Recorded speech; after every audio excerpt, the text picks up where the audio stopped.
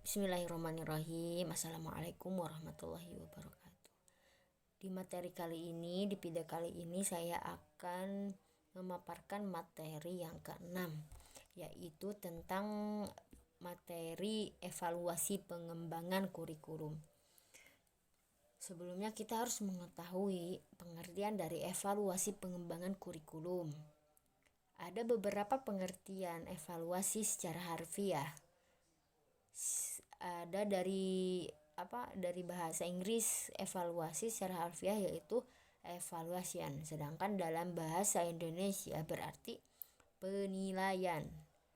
Adapun dari segi istilah, sebagaimana dikemukakan oleh Edwin Won dan Gerald W. Brown pada tahun 1977, yang berisi suatu tindakan atau suatu proses untuk menentukan nilai dari sesuatu. Jadi, evaluasi dari pengembangan kurikulum yang dikatakan oleh Edwin Won dan Gerald W. Brown itu yaitu suatu tindakan atau suatu proses untuk menentukan nilai dari sesuatu. Kemudian Won dan Brown pada tahun 1957 mengemukakan bahwa evaluasi itu mengacu kepada suatu proses untuk menentukan nilai sesuatu yang dievaluasi.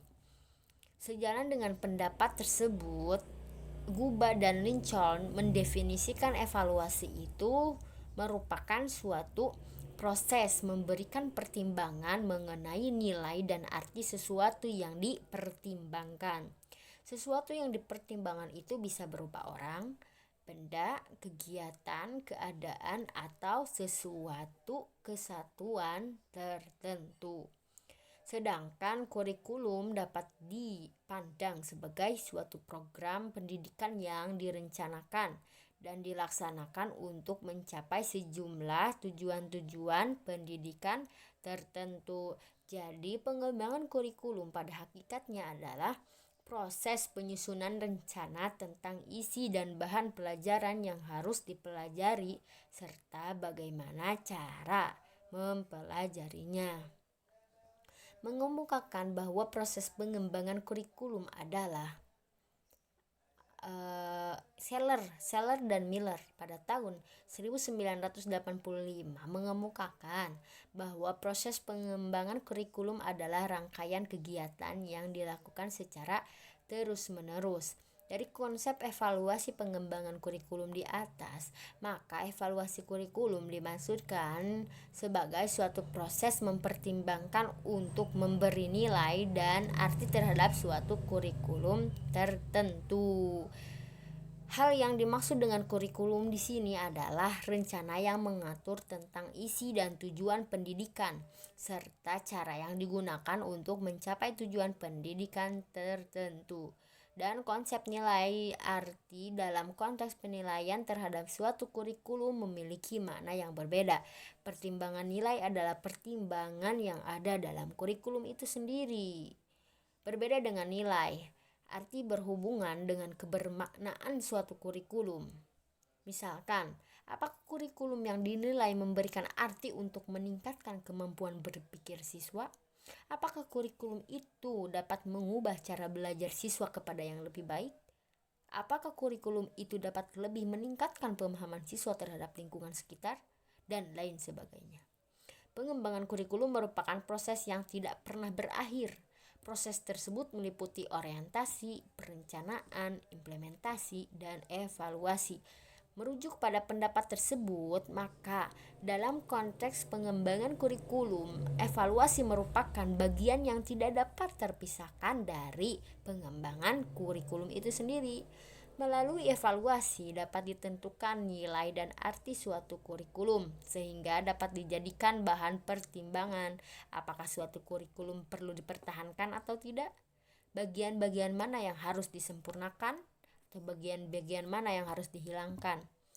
Sejalan dengan pendapat itu, Cronbach memandang bahwa evaluasi kurikulum merupakan komponen dalam proses pembuatan keputusan. Bagi Cornbatch, evaluasi kurikulum pada dasarnya adalah sebagai satu proses mengumpulkan berbagai informasi dalam rangka membuat suatu keputusan tentang program pendidikan.